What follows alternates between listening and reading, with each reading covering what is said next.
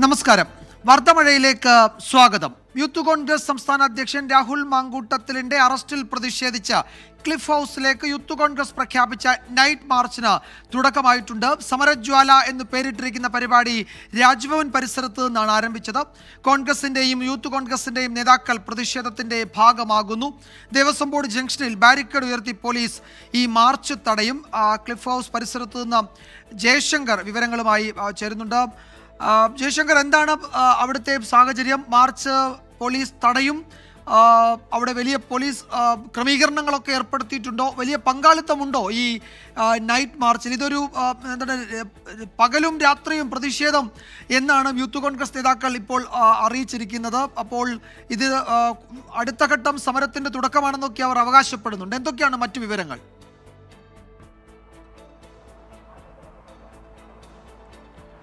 Youth Congress സംസ്ഥാന അധ്യക്ഷന്റെ അറസ്റ്റിന് പിന്നാലെയുള്ള തുടർ പ്രതിഷേധങ്ങളുടെ ഭാഗമായാണ് ഈ ഒരു നൈറ്റ് മാർച്ച് യൂത്ത് കോൺഗ്രസ് സംഘടിപ്പിച്ചിരിക്കുന്നത്. ഈ മാർച്ച് വലിയ രീതിയിലുള്ള ഒരു പ്രതിഷേധമാണെന്ന് അവർ പറയുന്നു.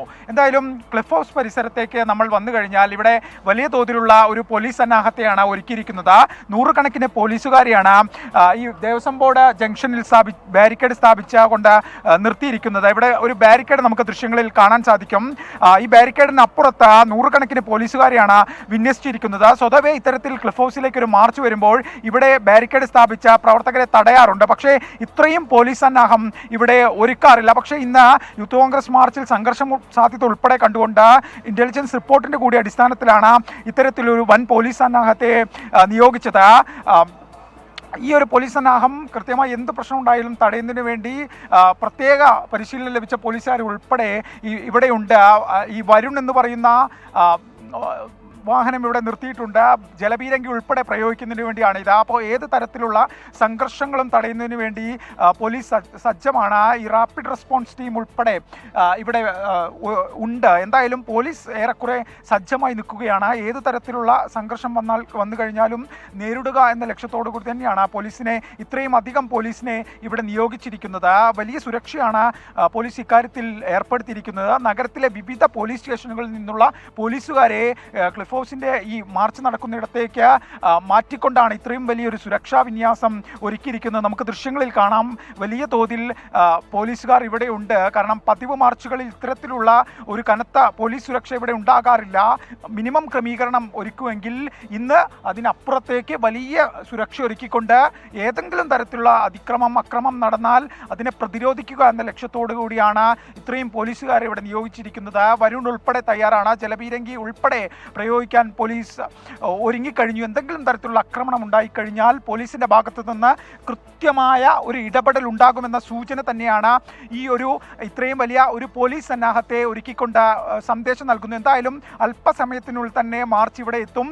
എനിക്ക് പിന്നിൽ കാണുന്ന ഈ ബാരിക്കേഡ് ഇവിടെ പോലീസ് ഈ മാർച്ച് തടയും. അതിനുശേഷം പന്തം കൊളുത്തി സമാധാനപരമായ പ്രതിഷേധം മാത്രമേ ഉണ്ടാകൂ എന്നാണ് യൂത്ത് കോൺഗ്രസ് അറിയിച്ചിരിക്കുന്നത്. അത് ഏതെങ്കിലും ഘട്ടത്തിൽ അക്രമ സ്വഭാവത്തിലേക്ക് കടന്നാൽ കൃത്യമായി പോലീസ് ഇടപെടും. അത്തരത്തിൽ ഇടപെടണം എന്ന് തന്നെയാണ് മുകളിൽ നിന്ന് പോലീസിന് ലഭിച്ചിരിക്കുന്ന നിർദ്ദേശം. എന്തായാലും അത്തരത്തിലുള്ള ഒരു സുരക്ഷാ ക്രമീകരണം.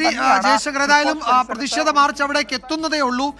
ദേവസ്വം ബോർഡ് ജംഗ്ഷന് സമീപം ആ മാർച്ച് പോലീസ് തടയും. ബാരിക്കേഡൊക്കെ ഉയർത്തി പോലീസ് അവിടെ സജ്ജമാണ്. രാജ്ഭവൻ പരിസരത്ത് നിന്ന് മാർച്ച് തുടങ്ങിയിട്ടുണ്ട്. അത് അവിടേക്ക് എത്തുന്നതേ ഉള്ളൂ. നമുക്ക് അതുമായി ബന്ധപ്പെട്ട ചില റിപ്പോർട്ടുകൾ കൂടി പരിശോധിച്ച് വീണ്ടും ആ മാർച്ചിന്റെ വിശദാംശങ്ങളിലേക്ക് വരാം. രാഹുൽ മാങ്കൂട്ടത്തിലിന്റെ അറസ്റ്റിൽ പ്രതിഷേധിച്ച് കണ്ണൂരിലും കോട്ടയത്തും യൂത്ത് കോൺഗ്രസ് നടത്തിയ പ്രതിഷേധത്തിനിടെ സംഘർഷം. കണ്ണൂരിൽ സംഘർഷത്തിനിടെ നിലത്ത് വീണ പ്രവർത്തകയുടെ മുടിയിൽ പോലീസ് ചവിട്ടിപ്പിടിച്ചെന്നും വസ്ത്രം കീറിയെന്നും ആരോപണം ഉയർന്നിട്ടുണ്ട്. കണ്ണൂരിൽ യൂത്ത് കോൺഗ്രസ് സംഘടിപ്പിച്ച കലക്ടറേറ്റ് മാർച്ച് തെരുവ് യുദ്ധമായി മാറി. പോലീസ് ലാത്തി വീശി 4 തവണ ജലപീരങ്കി പ്രയോഗിച്ചു.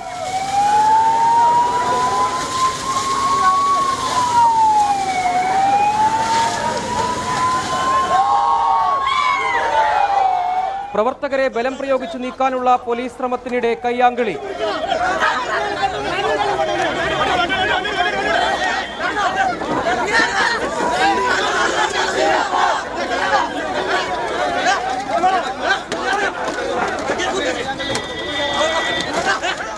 ബലപ്രയോഗത്തിനിടെ റോഡിൽ വീണ വനിതാ പ്രവർത്തക പ്രതിരോധിക്കാതിരിക്കാൻ പോലീസ് മുടി ചവിട്ടിപ്പിടിച്ചതായും വസ്ത്രം കീറിയതായും ലാത്തി ഉപയോഗിച്ച് മുഖത്തടിച്ചതായും ആരോപണം.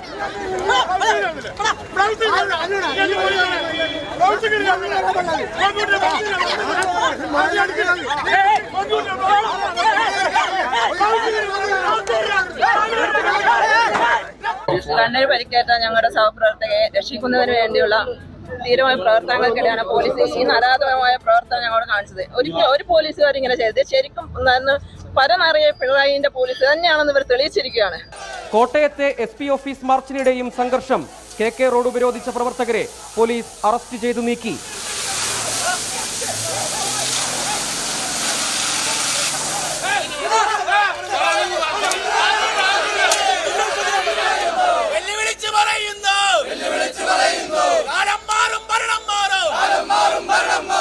കോട്ടയം ബ്യൂറോയ്ക്കൊപ്പം 24 കണ്ണൂർ. കണ്ണൂരിൽ പോലീസ് യൂത്ത് കോൺഗ്രസ് പ്രവർത്തകയുടെ വസ്ത്രം വലിച്ചു കീറിയെന്ന പരാതിയിൽ നടപടി വേണമെന്ന് യൂത്ത് കോൺഗ്രസ് സംസ്ഥാന വൈസ് പ്രസിഡന്റ് അബിൻ വർക്കി ആവശ്യപ്പെട്ടു. പോലീസ് പ്രതിഷേധങ്ങളെ ക്രൂരമായാണ് നേരിട്ടതെന്നും അബിൻ വർക്കി കുറ്റപ്പെടുത്തി. വനിതകൾക്കെതിരെയുള്ള, സ്ത്രീകൾക്കെതിരെയുള്ള അതിക്രമമാണ് കേരളത്തിലെ പോലീസ് നടത്തിക്കൊണ്ടിരിക്കുന്നത്.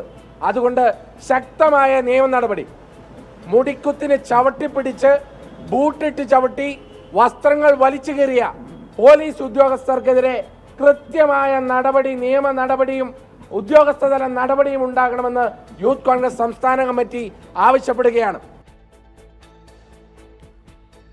ഇപ്പോൾ യൂത്ത് കോൺഗ്രസിന്റെ ക്ലിഫ് ഹൗസിലേക്കുള്ള നൈറ്റ് മാർച്ച് തുടരുകയാണ്. സമരജ്വാല എന്നാണ് പരിപാടിക്ക് പേരിട്ടിരിക്കുന്നത്.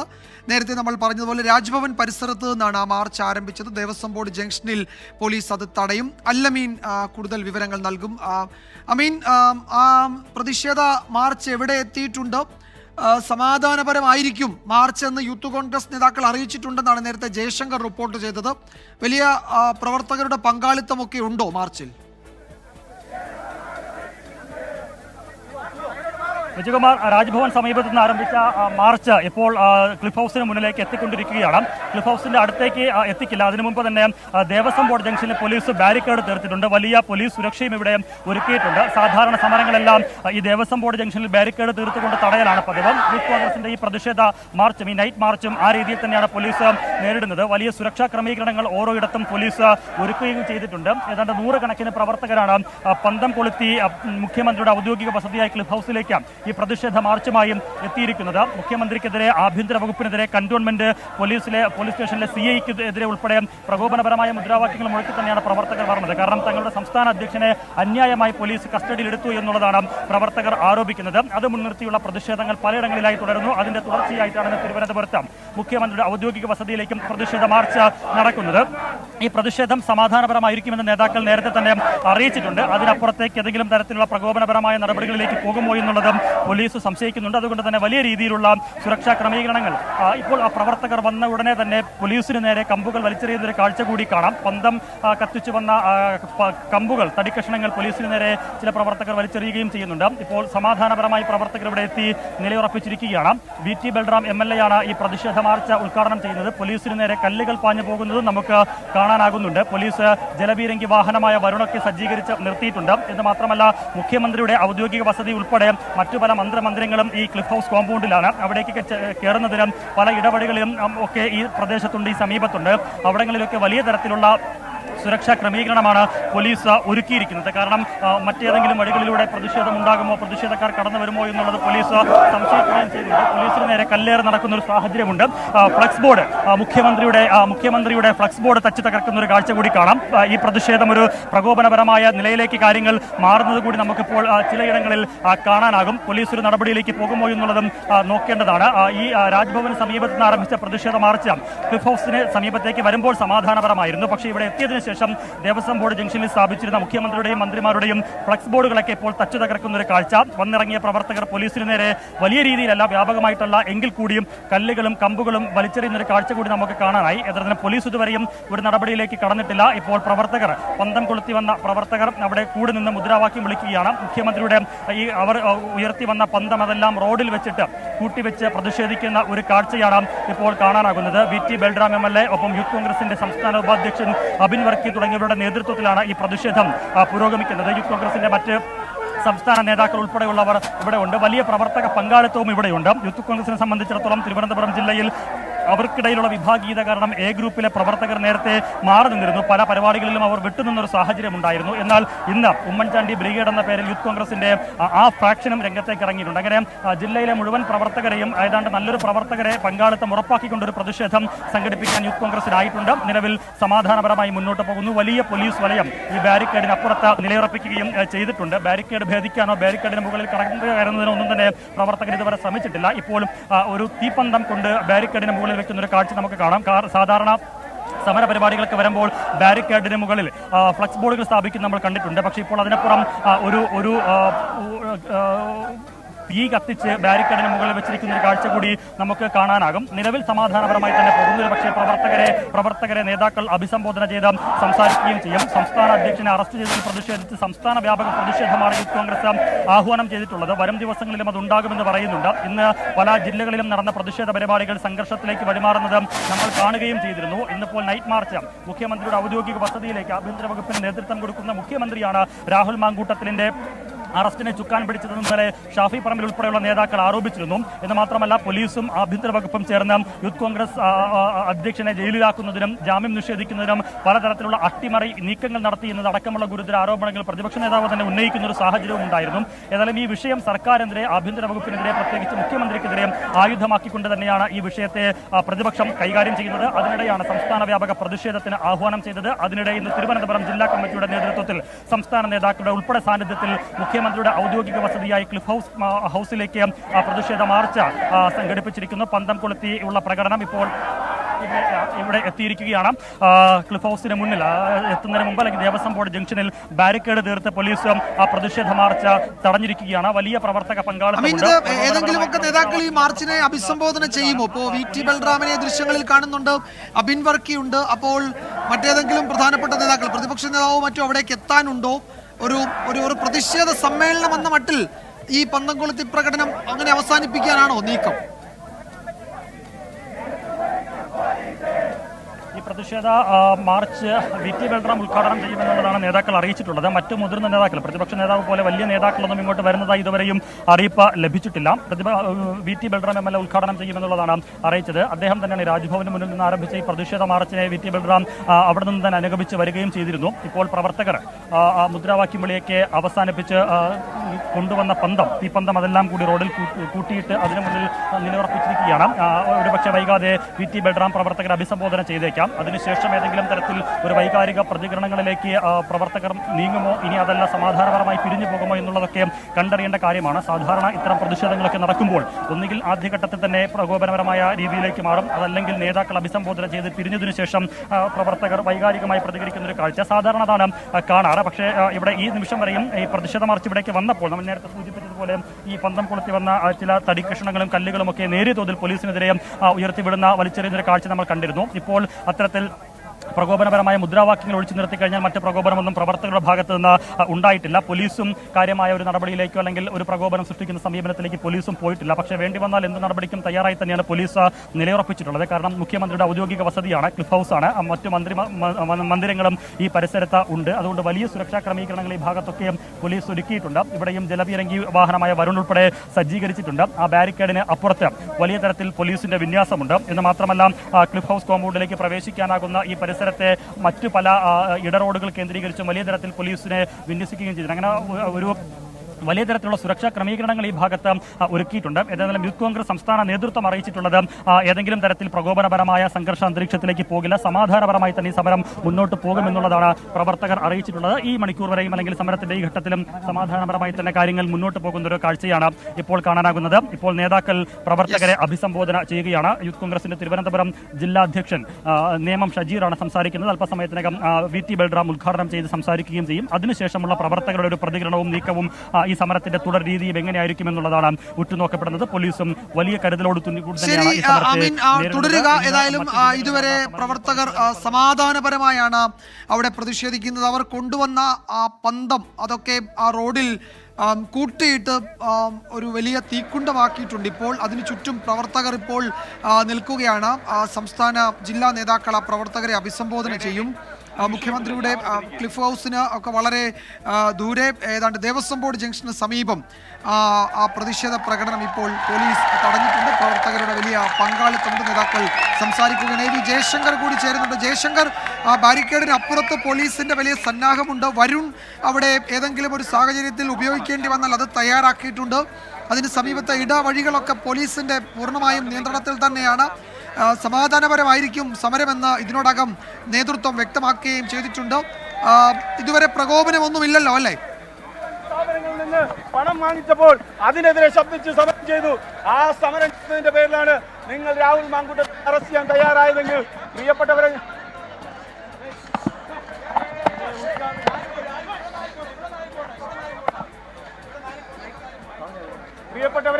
ഞാൻ ഒരു കാര്യം കൂടി പറഞ്ഞ് അവസാനിപ്പിക്കാൻ ആഗ്രഹിക്കുന്നു.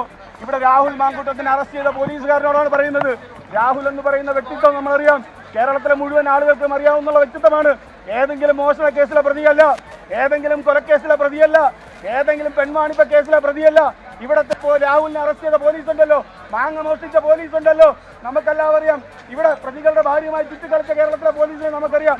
പോക്സോ കേസിലെ ഇരകളെ പോലും വെറുതെ വിടാത്ത കേരള പോലീസാണ് തികഞ്ഞും മാന്യനായ ഏറ്റവും വലിയ ജനാധിപത്യ യുവജന സംഘടനയുടെ അധ്യക്ഷനായ രാഹുൽ മാങ്കൂട്ടത്തിനെ അറസ്റ്റ് ചെയ്യാൻ തയ്യാറായത്.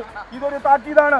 ഇങ്ങനെയാണ് നിങ്ങൾ പോകുന്നതെങ്കിൽ അതിശക്തമായ സമരം കേരളത്തിലെ യുവജനതയുടെ ഭാഗത്തു നിന്നുണ്ടാകുമെന്ന് ഞാൻ ദീർഘമായി ഒന്നും കടന്നു പോകുന്നില്ല. നമ്മുടെ രോഷം എന്താണ് എന്ന് നമ്മുടെ മുന്നിൽ നിങ്ങൾ കാണാവുന്നതാണ്. ഈ യോഗം ഔപചാരികമായി ഉദ്ഘാടനം ചെയ്യുന്നതിന് വേണ്ടി പ്രിയപ്പെട്ട KPCCയുടെ വർക്കിംഗ് പ്രസിഡന്റ് പ്രിയപ്പെട്ട VT ബലറാം അവരെ ആദരപൂർവ്വം ക്ഷണിച്ചുകൊള്ളുന്നു.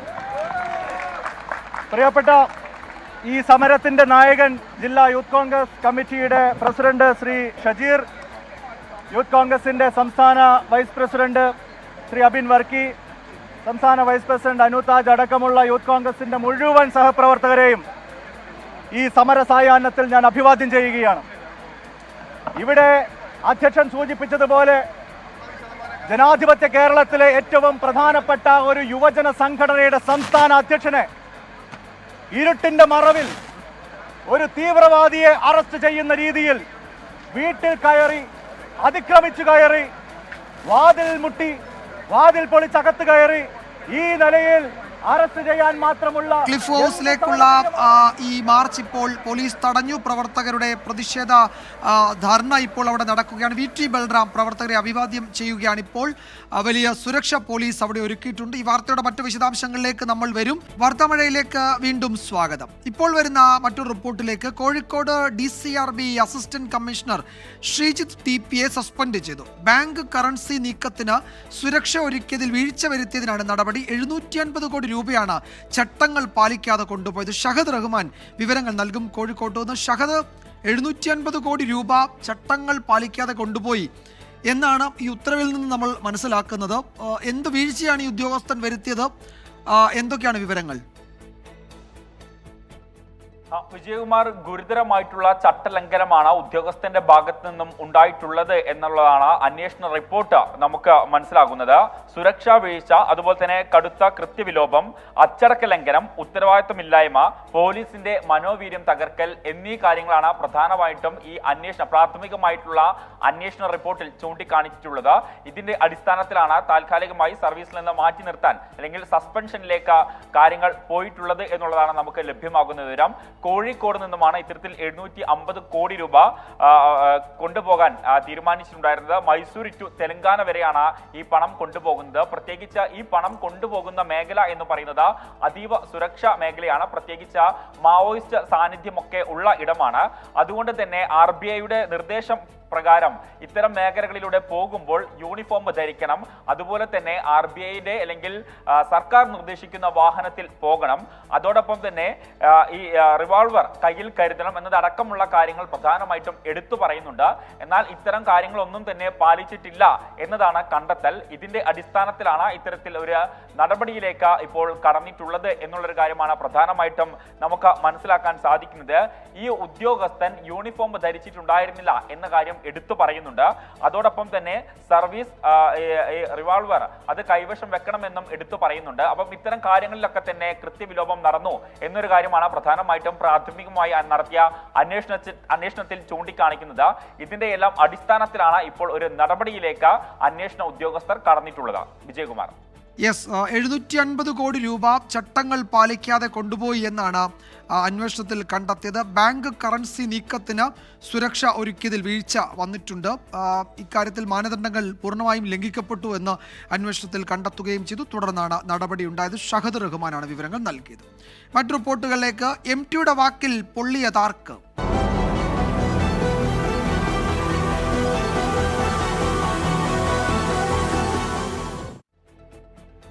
മുഖ്യമന്ത്രിയെ വേദിയിലിരുത്തി MT വാസുദേവൻ നായർ നടത്തിയ പരാമർശത്തിൽ കക്ഷി ചേരാതെ ഒഴിഞ്ഞു മാറാൻ CPIM. MTയുടെ വാക്കുകളിൽ പുതുമയില്ലെന്ന വിലയിരുത്തലാണ് പാർട്ടി സംസ്ഥാന സെക്രട്ടേറിയറ്റിന്. അതേസമയം CPMനെയും മുഖ്യമന്ത്രിയെയും പ്രതിരോധത്തിലാക്കാൻ MTയുടെ വാക്കുകൾ ഉപയോഗിക്കുകയാണ് പ്രതിപക്ഷം. മുഖ്യമന്ത്രിയുടെ സ്തുതിപാഠകർ MTയുടെ വാക്കുകൾ ശ്രദ്ധിക്കണമെന്നായിരുന്നു VD സതീശന്റെ പ്രതികരണം. കേരളം പറയാൻ ആഗ്രഹിച്ച വാക്കുകളാണ് MT പറഞ്ഞതെന്ന് BJP സംസ്ഥാന അധ്യക്ഷൻ K സുരേന്ദ്രനും പ്രതികരിച്ചു. കാണാം ഇന്നത്തെ ലീഡ് സ്റ്റോറി. പുതുമയില്ലാത്ത MT വാസുദേവൻ നായരുടെ പരാമർശത്തിൽ കക്ഷി ചേരേണ്ട കാര്യമില്ലെന്നാണ് CPIM സംസ്ഥാന സെക്രട്ടേറിയറ്റിന്റെ വിലയിരുത്തൽ. ഇതേ കാര്യം മുൻപും MT എഴുതിയിട്ടുണ്ട്. EMSനെ അനുസ്മരിച്ച് വർഷങ്ങൾക്ക് മുൻപെഴുതിയ ലേഖനമാണ്. ഉള്ളടക്കത്തിലുള്ളത് ചെറിയ വ്യത്യാസം മാത്രം. ലോക്സഭാ തെരഞ്ഞെടുപ്പിന്റെ അടക്കം പശ്ചാത്തലത്തിൽ വിഷയം കൂടുതൽ ചർച്ചയാകുന്നത് ഗുണകരമാകില്ലെന്നും വിലയിരുത്തുന്നു. MTയുടെ വിമർശനം കേന്ദ്ര സർക്കാരിനെതിരെ ഉള്ളതാണെന്ന് പ്രതികരിച്ച് പ്രതിരോധം തീർക്കുകയാണ് ഇടതു നേതാക്കൾ. MT തന്നെ അത് സംബന്ധിച്ചുള്ള കാര്യം വ്യക്തമാക്കിയിട്ടുണ്ട്. അങ്ങനെ ഏതെങ്കിലും രാഷ്ട്രീയ നേതാക്കളെയോ രാഷ്ട്രീയ പാർട്ടികളെയോ അടിസ്ഥാനമാക്കിയല്ല ഞാൻ പറഞ്ഞിട്ടുള്ളത് എന്ന് അദ്ദേഹം തന്നെ വ്യക്തമാക്കി. വളരെ ഫിലോസഫിക്കലായി അദ്ദേഹം പറഞ്ഞ ചില കാര്യങ്ങളെ കേരളത്തിലെ മാധ്യമങ്ങൾ തങ്ങളുടെ സങ്കുചിത രാഷ്ട്രീയ ലക്ഷ്യത്തിന് വേണ്ടിയിട്ട് വെട്ടിച്ചുരുക്കുകയും ദുരുപയോഗിക്കുകയുമാണ് ചെയ്തത്. വീണുകിട്ടിയ അവസരം CPIMനെതിരെയും സർക്കാരിനെതിരെയും ഉപയോഗിക്കുകയാണ് പ്രതിപക്ഷം. അധികാരം അഹങ്കാരത്തിലേക്കും ധാർഷ്ട്യത്തിലേക്കും എങ്ങനെ പോകുന്നു? പ്രതിഷേധങ്ങളെ ഭയപ്പെടുന്നു. ഇതൊക്കെ കണ്ട് MTയെ പോലുള്ള ഒരാൾ പ്രതികരിച്ചതിൽ വലിയ സന്തോഷമുണ്ട്. MTയുടെ വിമർശനം മുഖ്യമന്ത്രിയുടെ മുഖത്തേറ്റ പ്രഹരമാണെന്ന് BJP. വിവാദത്തിൽ MT വാസുദേവൻ നായർ ഇതുവരെയും നേരിട്ട് പ്രതികരിച്ചിട്ടില്ല. 24 തിരുവനന്തപുരം. അതേസമയം MTയുടെ രാഷ്ട്രീയ വിമർശനം സാഹിത്യ സാംസ്കാരിക രംഗത്തും വലിയ ചർച്ചയായി. വിമർശനം CPMന് നേർക്ക് തന്നെയെന്ന് NS മാധവൻ പ്രതികരിച്ചു. കേന്ദ്ര സർക്കാരിനും ബാധകമെന്ന് K സച്ചിദാനന്ദൻ പറഞ്ഞു. ആർക്കെങ്കിലും ആത്മവിമർശനത്തിന് വഴിയൊരുക്കിയാൽ നല്ലത് എന്ന് പരിപാടിക്ക് ശേഷം MT പറഞ്ഞതായി എഴുത്തുകാരൻ NE സുധീറും വ്യക്തമാക്കി. MT വാസുദേവൻ നായരുടെ വിമർശനം ഏതെങ്കിലും വ്യക്തിയിലേക്ക് ചുരുക്കരുതെന്നും മുഴുവൻ അധികാര കേന്ദ്രങ്ങൾക്കും ബാധകമാണെന്നുമാണ് സാഹിത്യലോകത്ത് പലരുടെയും പ്രതികരണം. CPIMന് MT ഒരുക്കിയത് ആത്മപരിശോധന നടത്താനുള്ള അവസരമാണെന്ന് NS മാധവൻ പറഞ്ഞു. മുഖ്യമന്ത്രിയുടെ സാന്നിധ്യം വേദിയിൽ ഉണ്ടായിരുന്നതുകൊണ്ട് വിമർശനം കേരളത്തിലെ സാഹചര്യത്തെക്കുറിച്ച് മാത്രമാണെന്ന് പറയാനാകില്ലെന്ന് കവി K സച്ചിദാനന്ദൻ. ഇടതുപക്ഷത്തെ മാത്രം ഈ കാര്യങ്ങൾ ഓർമ്മിപ്പിച്ചത് ഇടതുപക്ഷം ആത്മപരിശോധന ചെയ്യാൻ പ്രേരിപ്പിക്കും എന്നാണ് എനിക്ക് തോന്നുന്നത്. മുഖ്യമന്ത്രിയുടെ ഒരു ഭൗതിക സാന്നിധ്യം കൊണ്ട് മാത്രം അത് അദ്ദേഹത്തെ ഉദ്ദേശിച്ചാണെന്നുള്ള വ്യാഖ്യാനം അതൊരു വ്യാഖ്യാനമാണ്. പലതരത്തിൽ നിങ്ങൾ വ്യാഖ്യാനിക്കാം. അതൊരു സാധ്യമായ ഒരു വ്യാഖ്യാനമാണ്. വ്യക്തിപൂജ മോശമാണെന്ന കാര്യം ശിശുക്കൾക്ക് പോലും അറിയാമെന്ന് സക്കറിയ. പ്രസംഗം ജനപ്രതിനിധികൾ സ്വയം വിലയിരുത്തണമെന്ന ആഹ്വാനമാണെന്ന് സാറ ജോസഫ്. MTയുടെ പ്രസംഗത്തെ പ്രത്യേകിച്ച് ഈ സന്ദർഭത്തിൽ സംസ്ഥാനങ്ങളും അതുപോലെ തന്നെ കേന്ദ്ര ഭരണകൂടവും എന്ത് രീതിയിലുള്ള അധികാര പ്രയോഗമാണോ നടത്തിക്കൊണ്ടിരിക്കുന്നത് ഈ സന്ദർഭത്തിൽ വളരെ ഗൗരവത്തോടുകൂടി ചർച്ച ചെയ്യേണ്ട ഒരു കാര്യമാണ്. MT പറഞ്ഞത് കേരളത്തെയും മുന്നിൽ കണ്ടുതന്നെയാണെന്ന് എഴുത്തുകാരൻ NE സുധീർ വ്യക്തമാക്കി. MTയുടെ വാക്കുകളെ പിണറായി വിരോധം തീർക്കാനുള്ള ആയുധമാക്കി ചില മാധ്യമങ്ങൾ മാറ്റിയെന്ന് അശോകൻ ചെരുവിൽ കുറ്റപ്പെടുത്തി. അദ്ദേഹം പറഞ്ഞതൊരു പ്രത്യേക രാഷ്ട്രീയ പ്രക്രിയയെക്കുറിച്ചാണ്. ആ പ്രക്രിയയോട് ചേർന്ന് നിൽക്കുന്നവർക്ക് അത് അവരവരെന്താണ് തോന്നുകയോ അല്ലെങ്കിൽ ജനങ്ങൾക്ക് ആ ഭരണാധികാരികളെയൊക്കെ നോക്കുമ്പോൾ അത് ഇത് MT ഇവർക്കെതിരെയാണല്ലോ പറഞ്ഞു തോന്നുന്നുണ്ടെങ്കിൽ അത് തീർച്ചയായും അവരെല്ലാം അന്വേഷിക്കേണ്ട ഒരു കാര്യമാണ്. ചില മാധ്യമങ്ങളുടെ ഭാഗത്തുനിന്നും ചില തലപ്രകക്ഷികളുടെ ഭാഗത്തുനിന്നും ഇതിനെ അവർ നിരന്തരമായി ചെയ്തുകൊണ്ടിരിക്കുന്ന പിണറായി വിരോധത്തിൻ്റെയും പിണറായി ആക്രമിക്കാനുള്ള ഒരു അവരുടെ സ്ഥിരമായ പരിശ്രമങ്ങളുടെയും ഒരു ഉപകരണമാക്കിയിട്ട് ഇതിനെ മാറ്റാൻ അവർ ശ്രമിച്ചു. ഒരിക്കൽ പോലും അത് വിജയിക്കാൻ പോകുന്ന കാര്യമില്ല. MT ഇന്നും അധികാരത്തിന്റെ മുഖത്ത് ധീരമായി തുപ്പിക്കൊണ്ടിരിക്കുന്നുവെന്ന നടൻ ഹരീഷ് പേരടിയും പല്ലുള്ള രാഷ്ട്രീയ വിമർശനമെന്ന മാർ ഗീവർഗീസ് കൂറിലോസും ഫേസ്ബുക്കിൽ കുറിച്ചു. 24 കോഴിക്കോട്. വിദ്യാർത്ഥികൾക്ക് പ്രചോദനമായി Wayanad Thalur Nilgiri college of arts and സയൻസിലെ edu summit. Doctor Shashi Tharoor MP summit ഉദ്ഘാടനം ചെയ്തു. നാക് അക്രഡിറ്റേഷൻ AA+ കരസ്ഥമാക്കിയ സ്ഥാപനമാണ് നീലഗിരി കോളേജ്. വിദ്യാർത്ഥികളുടെ മുന്നോട്ടുള്ള വഴിയിൽ ആശയപ്രകാശനത്തിന്റെ ഇടമായി മാറുകയായിരുന്നു നീലഗിരി കോളേജിലെ എജു സമ്മിറ്റ്. നൂതനവും വ്യത്യസ്തവും ക്രിയാത്മകവുമായ ആലോചനകളിലും സംവാദങ്ങളിലും ഇന്നത്തെ ക്യാമ്പസുകൾ സജീവമാകണമെന്ന് ഉദ്ഘാടനം ചെയ്ത ശശി തരൂർ MP അഭിപ്രായപ്പെട്ടു. നിർമ്മിത ബുദ്ധിയുടെ കാലത്തെ സാങ്കേതിക വികാസത്തെ സംബന്ധിച്ചടക്കം വിദ്യാർത്ഥികൾക്ക് അവബോധം നൽകുന്നതായിരുന്നു തരൂരിന്റെ പ്രസംഗം. I am very much older than all of you, and I can tell you I have not lived a day of my life where I have not learned something new. It could be a word, it could be a habit, it could be an attitude, it could be a piece of information, a factoid about another corner of the globe never heard about. But as long as your eyes are open and you're alert, it is impossible not to find things to learn. There's so much one discovers just in the process of being alive. ഉദ്ഘാടനത്തിന് ശേഷം വിദ്യാർത്ഥികളുടെ ചോദ്യങ്ങൾക്കും തരൂർ വിശദമായി മറുപടി നൽകി. അല്ലബിർ group പ്രസിഡന്റും നീലഗിരി കോളേജിന്റെയും 24 ചാനലിന്റെയും ചെയർമാനുമായ doctor Alungal Muhammad അധ്യക്ഷത വഹിച്ചു.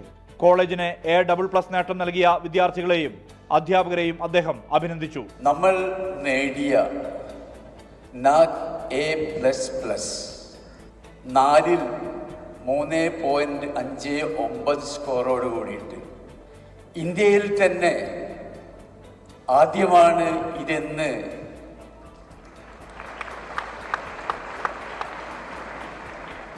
വളരെ അഭിമാനത്തോടും സന്തോഷത്തോടും കൂടി ഞാൻ നിങ്ങളോട് ഒന്നുകൂടി പറയുകയാണ്. Managing director Rashid Ghazali summit theme അവതരിപ്പിച്ചു. The thoughtfulness of Dr. Shashi Tharoor ji, that will be the one of the noblest quality as an aspirant youth or a learner which we can admire. Academic dean professor T Mohan Babu, principal doctor G Senthilkumar എന്നിവർ സംസാരിച്ചു. 1000-ലേറെ വിദ്യാർത്ഥികളാണ് സമ്മിറ്റിൽ പങ്കെടുത്തത്. അവതരണ ഗാനത്തോടെയായിരുന്നു എജു സമ്മിറ്റിന്റെ തുടക്കം.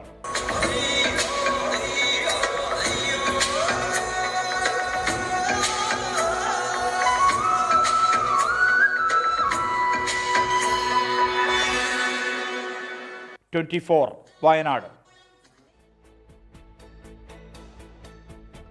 ഈ റിപ്പോർട്ടോടെ വാർത്താമഴ അവസാനിക്കുന്നു. നാളെ വീണ്ടും കാണാം.